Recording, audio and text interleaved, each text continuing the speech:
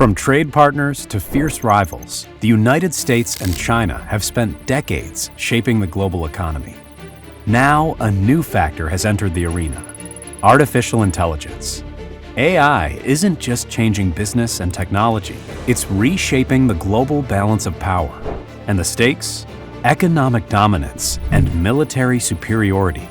Washington, D.C., the White House, the House of Representatives, the political center of the United States, widely considered the home of the most powerful country in the world. But is it? The economic relationship between the US and China starts a long time ago, long before artificial intelligence started accelerating this race. The story begins not with AI, but with trade. In the late 18th century, American ships arrived in the city of Guangzhou, what the English referred to as Canton, China, eager to trade fur, ginseng, and silver for Chinese exports such as silk, porcelain, and most importantly, tea. After all, the British settlers of the Americas loved their tea and depended on imports from China and India to appease their palates. For decades, the relationship was limited. The US was young, and China was an ancient empire, cautious about foreign influence. But as the 20th century approached, global wars changed everything. During World War I, the US and China were still distant economically. Their worlds had not yet intersected in the financial sector. However, Japan's increased control over China via the enforced 21 demands heightened tensions and mutual hostility. By World War II, both countries became allied against this common enemy. Japan's unprovoked attack against the US naval base in Pearl Harbor brought the United States into World War II, where they found themselves fighting alongside China against the Japanese. As a result, American weapons and aid flowed to China in its fight against Japan. The war deepened ties between the two countries, but what came next would fracture them. World War II brought a new relationship opportunity to these two superpowers, one ancient, established, and protective of its culture, the other young and hungry to establish its place in the world economic and military ranks. Post-World War I, China was left politically and economically weakened. After World War II, communism was on the rise. After 1949, when Mao Zedong's Communist Party took power in China, relations collapsed. The US recognized Taiwan, but not Communist Beijing, and trade with mainland China all but disappeared. Much of China reverted back to working farms and a communal economy. It wasn't until the 1970s, when President Nixon visited Beijing, that doors reopened. After Mao Zedong's death, China was left in economic disarray. Enter Deng Xiaoping. His reforms injected a much-needed boost to China's outdated economy. With Deng Xiaoping's reforms in the late 1970s, China opened to the world. Xiaoping introduced capitalism into China without compromising the Communist Party principles. He also incentivized foreign investment in certain provinces, ended the collectivized farming, and allowed farmers to lease their land towards enjoying their own profit. Chinese factories exploded across the country. By the 1990s and early 2000s, China became the world's workshop, producing everything from toys to electronics. American companies flocked to China, chasing lower labor costs and massive markets, and US shelves filled up with Chinese-made products. Similarly, iconic American brands with global recognition and appeal became available in China. For a time, it was a win-win relationship. The US imported cheap goods from China, lowering consumer prices. China's workforce grew at lightning speed, pulling hundreds of millions of people out of poverty. But this partnership carried seeds of rivalry. By the 2010s, China wasn't just producing, it was innovating. Envisioning the future is the job of tech innovators and dreamers. In China, with a population of almost 1.5 billion, it's likely some would dream. And they did. They dreamed big. In the late 20th century, China's economy was waking up. A new generation of entrepreneurs emerged, not just business people, but visionaries who believed China could lead in technology. Today, their companies, Huawei, Tencent, and Alibaba, stand as titans in telecom, digital platforms, and e-commerce. But who were the people behind these giants? And how did their ideas transform China's tech landscape into a global force? Huawei's story begins in 1987 with Ren Zhengfei, a former People's Liberation Army engineer. After leaving the military, Ren founded Huawei with just a few $1,000s in Shenzhen, a city soon to become China's Silicon Valley. His idea was simple yet ambitious: provide China with its own telecommunications equipment, free from reliance on foreign imports. At first, Huawei was a small reseller of phone switches, but Ren pushed aggressively into research and development, investing heavily in talent. By the 2000s, Huawei was producing world-class telecom infrastructure, competing with Ericsson and Nokia. Huawei's rise was fueled by two things: an obsession with reinvestment in R&D, and an insatiable ambition to dominate 5G networks. Both goals were pursued with vigor and strategy. Today, Huawei is a global leader in telecom, despite facing sanctions and restrictions in the West. Moreover, Huawei's leadership predict that in the next 5 years, artificial intelligence integrated into telecom networks will redefine connectivity, making Huawei central to the smart city tech revolution worldwide. In 1998, in Shenzhen, Ma Huateng, known as Pony Ma, co-founded Tencent. The company's first breakthrough was QQ, an instant messaging platform inspired by ICQ. In 2011, Tencent launched WeChat, a super app combining messaging, payments, shopping, entertainment, and even government services. For hundreds of millions of Chinese, WeChat is not just an app, but a digital lifeline. Pony Ma built Tencent by understanding one truth: whoever controls digital communication controls consumer behavior.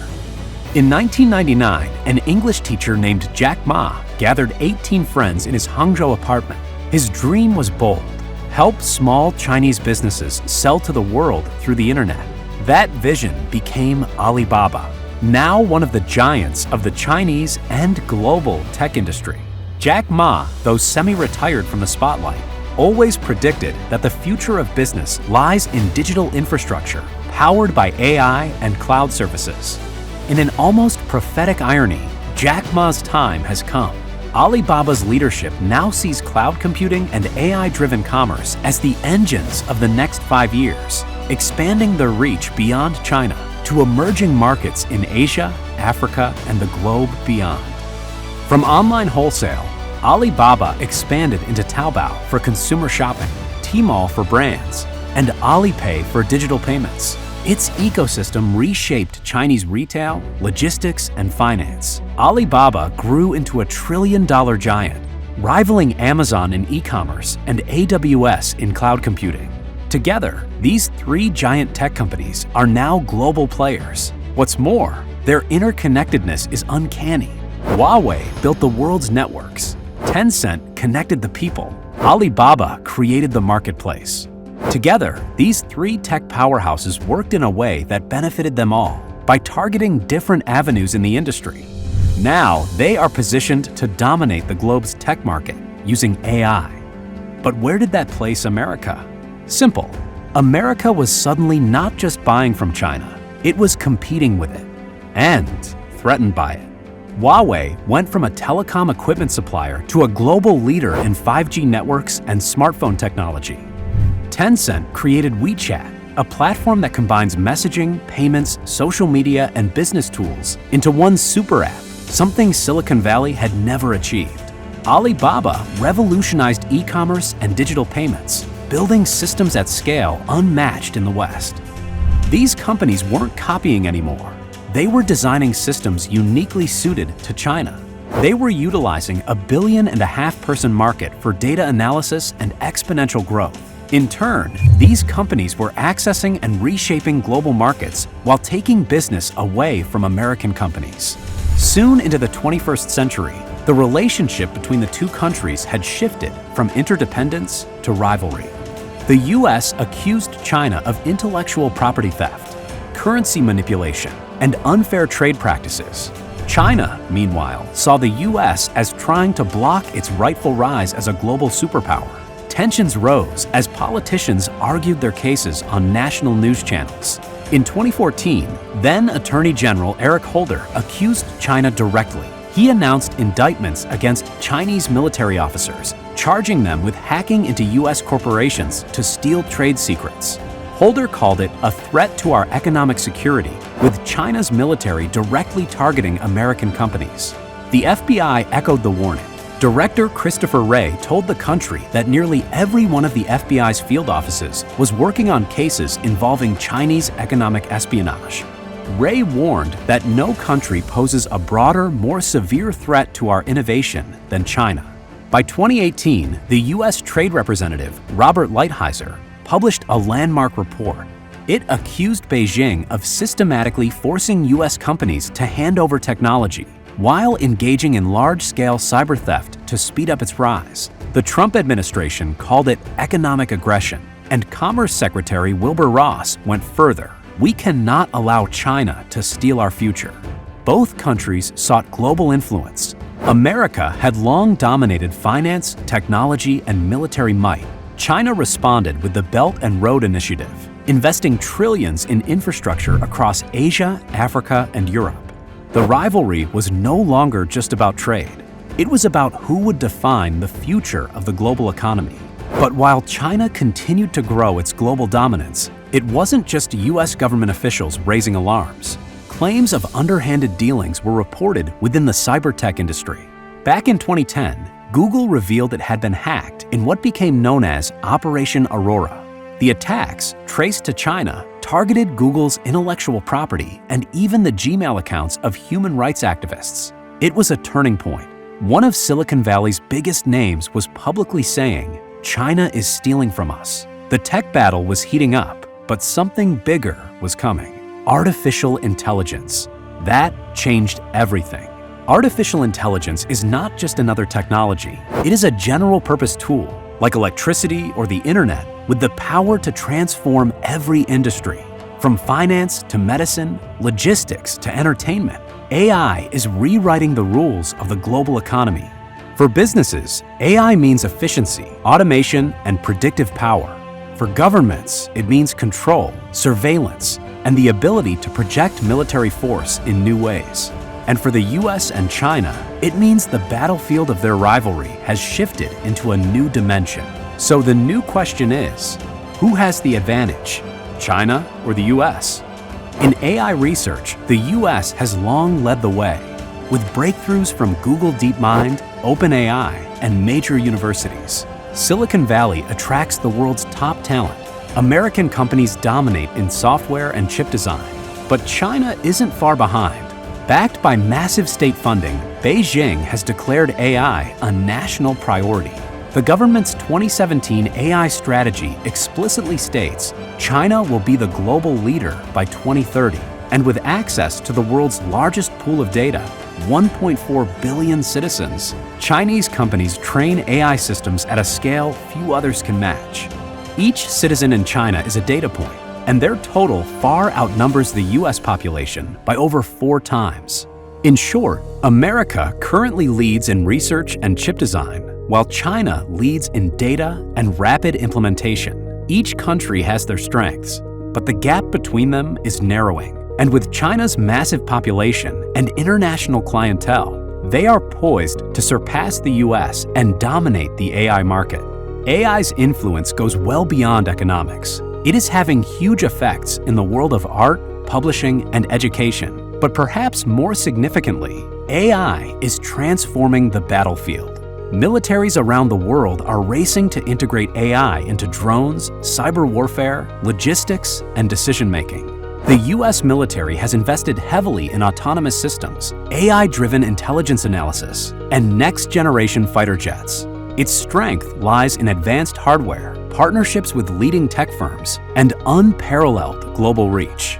China, however, is pursuing what it calls intelligentized warfare. This means AI-driven decision-making, swarming drones, and cyber dominance. Chinese strategists believe AI could allow them to leapfrog traditional US advantages, especially in the Pacific, where sheer numbers and speed may matter more than advanced hardware. Who has the edge? The US still leads in cutting-edge military AI research, but China's willingness to deploy AI rapidly and its integration of civilian tech into the military means it could close the gap faster than expected. Perhaps the most sobering warning came from Eric Schmidt, former CEO of Google. As chair of the National Security Commission on Artificial Intelligence, he told Congress in 2021 that America was not prepared to compete with China in AI. He cautioned that if China leads in artificial intelligence, it will have military superiority. The US and China began as trade partners. Then they became rivals for economic supremacy. And now they are competitors in the race for AI dominance. The future of this rivalry isn't just about factories or trade routes. It's about algorithms, chips, and machines that can think. But it's also about people. Who will win? The US with its research power and innovation hubs? Or China with its data supremacy, speed, and state-driven strategy? One thing is certain, the outcome will shape not just their future, but the future of the world.